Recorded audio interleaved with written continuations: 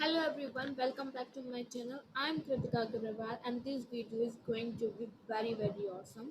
And ये जो video है ये है क्लास 10 स्टूडेंट्स के लिए 2021 से 2022 तक वाले बैच के लिए, मतलब जो बैच अभी चल रहा है तो स्टार्ट करते हैं। सिलेबस कम हो गया, मजे आ गए। तो ये सबसे बड़ा स्कैम है कि सिलेबस कम हो गया। अगर आप लाइफ में सचमुच कुछ करना चाहते हैं, अगर आप 11th में जाकर साइंस स्ट्रीम लेना चाहते हैं तो आप मेरी बात मानिए, मुझ पर विश्वास रखिए और आपको एक भी चीज़ नहीं छोड़नी है। क्योंकि आपको अगर एनटीएससी का एग्ज़ाम देना है तो एनटीएससी में तो सब आने वाला है। एनटीएससी में एक ही मतलब कोई भी चीज़ डिलीटेड नहीं आएगी, डिलीटेड में से भी आएगा एनटीएससी एग्ज़ाम में। और 11th में जो चीज़ें रिलेटेड होती हैं, अगर आप बायो लेने वाले हैं तो चैप्टर बहुत ज़्यादा रिलेटेड होते हैं। अगर आप मैथ लेने वाले हैं तब भी रिलेटेड होते हैं। आप एसएसटी, इंग्लिश, हिंदी इन सब का छोड़ सकते हैं, लेकिन मैथ और साइंस का तो खास करके उसमें से कुछ भी मत छोड़िएगा, क्योंकि आपके एनटीएससी के लिए भी बहुत इंपॉर्टेंट अगर आप एनटीएससी देने वाले हैं, और साथ साथ आपके 11th के लिए भी इम्पॉर्टेंट है। तो मैथ और साइंस का तो भूल कर भी एक भी चैप्टर, एक भी पेज मत छोड़िएगा, क्योंकि बहुत इंपॉर्टेंट है। पढ़ाई में मन नहीं लग रहा है तो ये इस टाइम का सबसे बड़ा क्वेश्चन है कि पढ़ाई में मन नहीं लग रहा है, डिस्ट्रैक्शंस बहुत ज़्यादा हैं। मतलब जब भी पढ़ने बैठता हूँ या पढ़ने बैठती हूँ तो बाहर की तरफ डिस्ट्रैक्ट हो जाता हूँ। तो सबसे पहली बात, अगर आपके पास सेल्फ डिसिप्लिन नहीं है तो आपका पढ़ाई में कभी भी मन नहीं लगेगा। ये टाइम आपको अपने आप को बेचारा मानने का नहीं है। बहुत सारे लोग अपने आप को इस टाइम पर बेचारा मान रहे हैं कि हम 10th में हैं, इस टाइम कोविड की सिचुएशन है, स्कूल भी नहीं खुल रहे हैं, ऑनलाइन चल रहा है। बल्कि अगर आपको देखा जाए तो आपको 2 साल हो चुके हैं ऑनलाइन में आए हुए, और आई होप आपको आदत पड़ गई होगी। आपको इस टाइम पर बहुत ज़्यादा स्ट्रिक्ट रहना है, आपको अपने आप को बेचारा नहीं मानना। अगर आप इस टाइम अपने आप को बेचारा मानेंगे तो आप कभी भी पढ़ाई में फोकस नहीं कर पाएंगे। आपको स्ट्रिक्ट रहना है, आपको ये कहना है कि मुझे करना है, अगर मैं नहीं करूँगा तो ये सबसे बड़ी बेवकूफ़ी होगी कि जो बहुत सारे लोग कर रहे हैं मैं उनके साथ वो गलती कर रहा हूँ। आपको उस भीड़ से अलग होना है और आपको पढ़ाई में मन लगाने के लिए अपने आपको सेल्फ डिसिप्लिन रखना है। अब सेल्फ डिसिप्लिन रखने के तरीके क्या हो सकते हैं? अपना टाइम टेबल बनाइए। और आप पूछते हैं कि टाइम टेबल कैसे बनाएं, टाइम मैनेजमेंट कैसे करें, तो वो पॉइंट आगे आने वाला है तो मैं उसे वहीं एक्सप्लेन कर दूंगी। डिस्ट्रैक्शंस बहुत हैं, क्या करूँ? ये जो आपका पूरी स्टडी होती है ना, वो एक सेल्फ डिसिप्लिन से कनेक्टेड होती है। अगर आप सेल्फ डिसिप्लिन है ना तो ना आपको डिस्ट्रैक्शंस कुछ कर सकते हैं, ना आपका मन कुछ कर सकता है। अगर आप सेल्फ डिसिप्लिन, अगर आप अपने गोल की तरफ पूरी तरह से कमिटेड हैं, अगर आप सचमुच कुछ करना चाहते हैं तो आपको डिस्ट्रैक्शंस को भी दूर करना होगा। डिस्ट्रैक्शंस लाइक अगर आप लैपटॉप में क्लासेस ले रहे हैं तो एक बार क्लासेस का भी ऑप्शन आता है, एक बार यूट्यूब का भी ऑप्शन आता है, गेम का भी ऑप्शन आता है। तो आपको मन को मार कर, अपने आप को स्ट्रिक्ट कर कर आपको क्लास का ऑप्शन चूज़ करना पड़ेगा। तो ये आपकी जो चॉइस है जो आप इस समय करेंगे वो आपकी लाइफ को, आपके फ्यूचर को डिसाइड करने वाले हैं। तो इस टाइम पर आप जो चूज़ करेंगे वो आपकी लाइफ को डिसाइड करेंगे। इसकी वजह से बी श्योर कि आप जो इस टाइम डिसाइड करें वो आपकी लाइफ के लिए बहुत अच्छा हो, ताकि आपको आगे जाकर रोना ना पड़े या दुखी ना होना हो। तो क्या कहते हैं ना कि आपके जो इस लाइफ के आप चूज़ करेंगे, आपकी जो चॉइसेस हैं, आपके जो चयन हैं, वो आगे जाकर आपके परिणाम निर्धारित करते हैं। आगे कुछ समझ नहीं आ रहा है, सब अनसेटल सा लग रहा है, मतलब आपका मन शांत नहीं है, कुछ चीज़ अनसेटल लग रहा है। पर ऐसा लग रहा है कि एक टाइम आएगा जब मैं पढ़ना स्टार्ट करूँगी या करूँगा, एक टाइम आएगा जब मतलब कि मेरा मन सेटल होगा, मैं पढ़ाई की तरफ अट्रैक्ट होऊंगा। तो वो टाइम कभी नहीं आता है, बिलीव मी, कभी नहीं आता है। ये सबके साथ होता है, लेकिन जो इस चीज़ को ओवरकम कर जाए वही टॉपर कहलाता है। ये टॉपर की नहीं, या वही सचमुच लाइफ में कुछ कर पाता है। ठीक है, तो कुछ सब कुछ अनसेटल सा लग रहा है तो आपको सेटल करना पड़ेगा। आपको अगर आपका इंटरेस्ट नहीं है स्टडी में तो इंटरेस्ट ग्रो करना पड़ेगा। आप इंटरेस्ट कैसे ग्रो करेंगे? जैसे आपको डेकोरेशन बहुत पसंद है तो आप अपनी नई नई कॉपी बनाकर उन पर डेकोरेट कीजिए। आप डेकोरेट करेंगे, फिर आप उस पर लिखेंगे सुंदर सुंदर तरीके से, तो आपको एक तरीके से अट्रैक्शन फील होगा। ये सब चीज़ें होती है स्टार्टिंग करने के लिए, एंड अपने आप हो जाएगा। अगर एक बार आप उसमें घुस गए ना, अपनी पढ़ाई में आपको इंटरेस्ट आने लग गया ना, फिर आपको इन सब चीज़ों की ज़रूरत नहीं पड़ेगी पढ़ाई करने के लिए। तो आपको सब चीज़ इंटरेस्टिंग बनानी पड़ेगी। लाइक आपकी जो टेबल है उस पर आपको तरीके तरीके का सामान रखना पड़ेगा, आपको सब चीज़ें वेल ऑर्गेनाइज रखनी पड़ेगी, जिससे आप अट्रैक्ट हो उसकी तरफ। अब आप कहेंगे ये बहुत ज़्यादा टाइम कंज्यूमिंग होता है, तो आप एक पहला कदम रख रहे हैं अपनी पढ़ाई की तरफ। ये टाइम कंज्यूमिंग भले ही हो, लेकिन it is much better than wasting your time on YouTube और एनी अदर सोशल मीडिया। तो ये आपको ज़्यादा हेल्प करेगा अपनी पढ़ाई की तरफ अट्रैक्ट होने के लिए। तो स्टार्टिंग ऐसी ही होगी, आपको स्टार्टिंग कैसे थोड़ी थोड़ी कदम रखकर, थोड़ी थोड़ी अट्रैक्शंस बनाकर, इंटरेस्ट को ग्रो कर कर इस तरीके से आपको करना होगा। इंटरेस्ट ग्रो करने के बहुत सारे तरीके हैं। आप अपनी कॉपी किताबों को मतलब फाइल फोल्डर्स में अरेंज कर सकते हैं, सुंदर सा टाइम टेबल लगा सकते हैं, तो सबको अंदर से ही मन करेगा कि हाँ मुझे पढ़ना चाहिए। क्लास 10 में कौन सी बुक्स हम कैसे पढ़ना चाहिए? तो क्लास 10th में बुक्स बहुत सारी आती हैं, लेकिन मैं आपको जो सब और देते हैं एनसीईआरटी इज़ बेस्ट। लेकिन एनसीईआरटी में जो लाइन्स होती हैं या जो चीज़ें होती हैं वो थोड़ी घुमा फिरा कर टिपिकल टाइप होती हैं। में आपको किसी रिफ्रेशर की ज़रूरत पड़ सकती है। तो रिफ्रेशर मार्केट में वेल अवेलेबल है, आप ऑल इन वन ला सकते हैं, बहुत सारी बुक्स अवेलेबल हैं। लेकिन मैं आपको वही सजेशन दूंगी कि आप ऐसी बुक लाइए जिसमें थ्योरी ईजी हो, पॉइंट्स में हो और क्वेश्चंस बहुत ज़्यादा हो। प्रीवियस ईयर क्वेश्चंस, प्रैक्टिस के क्वेश्चंस और क्वेश्चन स्टार्टिंग से एंड तक ईजी से हार्ड की तरफ बढ़ते हो, तो वो सारी बुक्स होनी चाहिए। और कैसे पढ़ना चाहिए? तो पढ़ने का कोई तरीका नहीं होता है, हर एक इंसान की जितनी बुद्धि होती है उतना ही तरीका होता है, ये बहुत सारे लोग कहते हैं। लेकिन मैं आपको एक प्रैक्टिकल बात बताती हूँ कि कैसे पढ़ना चाहिए। तो पढ़ने का तरीका आपको क्या होना चाहिए?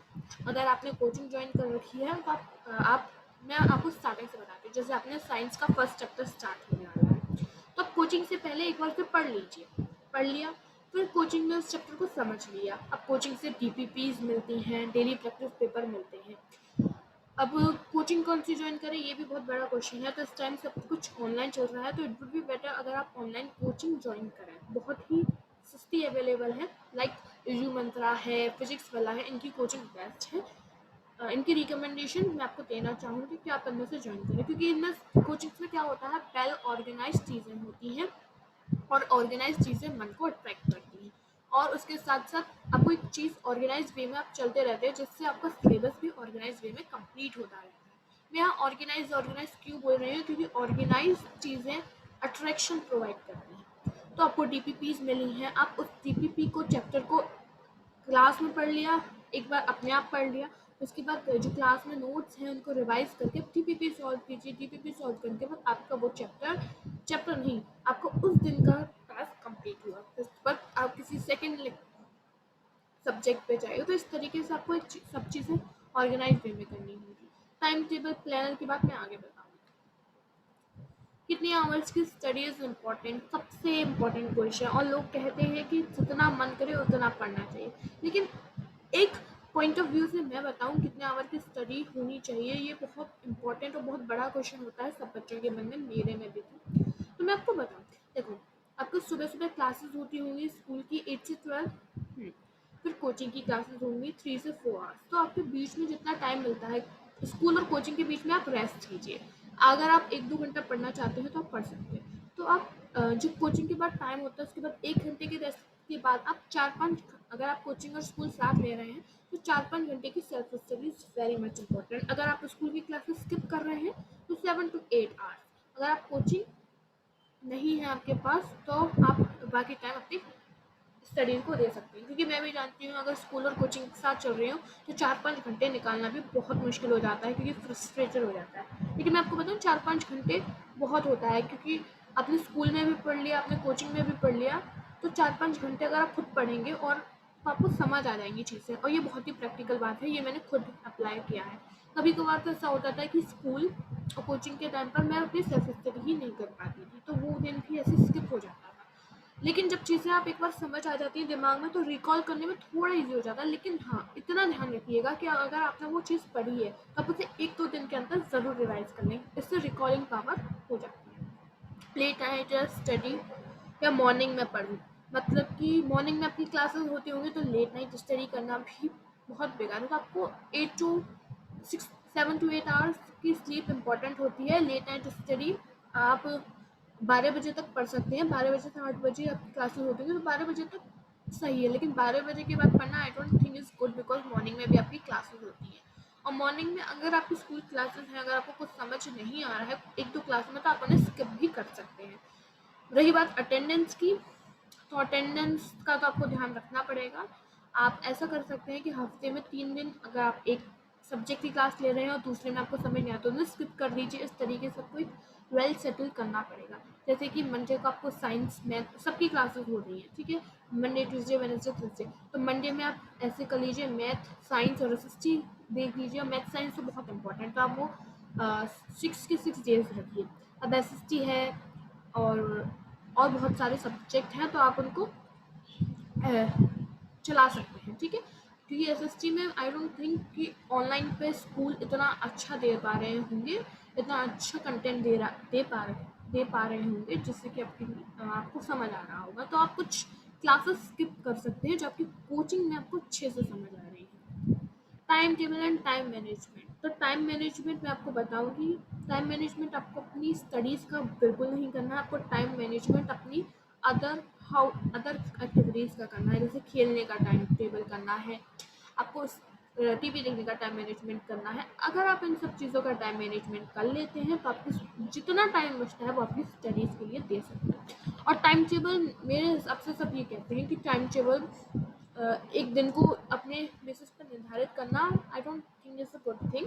लेकिन मैं आपको एक प्रैक्टिकल बात ज़रूर बताऊंगी कि आप टाइम टेबल ना बनाकर अपने टास्क कंप्लीट करने से कर सकते हैं। जैसा कि सब बताते हैं कि टाइम टेबल बनाकर इससे कुछ नहीं होता। टाइम अपने टास्क डिसाइड कीजिए। तो टास्क डिसाइड करने के लिए आप एक अलग कॉपी बना सकते हैं, 5 रुपए की कॉपी बना सकते हैं। ऊपर डेट डालिए, आपके पास जितने सब्जेक्ट हैं वो डालिए। आपको जो टॉपिक कंप्लीट करना है वो अपने टॉपिक सामने लिखिए। फिर उसके बाद आपको क्या करना है, आपको फिर रिपोर्ट में लिखकर, जैसे कि आपने 8 से 12 क्लास ली तो 8 से 12 स्कूल क्लासेस, 12 से 1 रेस्ट, फिर 1 से 3 सेल्फ स्टडी, 4 से 7 coaching classes, 7 to 8 rest, 8 to 9 self study, 9 to 10 dinner time और 10 to 12 सेल्फ स्टडी। इस तरीके से आप उस पर लिख सकते हैं और ये लिख सकते हैं कि आपने क्या कंप्लीट किया। फिर रात में एक बार उसे एनालाइज कीजिए कि आपने क्या कंप्लीट किया, क्या रह गया, कितने आवर्स आपने स्टडी करी। आप उसे साइड में कंक्लूजन डाल के लिख सकते हैं। तो इस तरीके से बहुत अच्छे से, बहुत बढ़िया तरीका है, ये सबसे बढ़िया तरीका है करने का, जो कि मैं अपनी लाइफ में यूज़ करती हूँ। And thank you for your attention. I hope, मैं आशा करती हूँ कि आप अपनी पढ़ाई में पूरे फोकस से, पूरे ध्यान से पढ़ेंगे और बहुत अच्छे मार्क्स लाएंगे, ताकि आपके पेरेंट्स और हम दोनों ही, आप सब लोग आप पर प्राउड फील करें।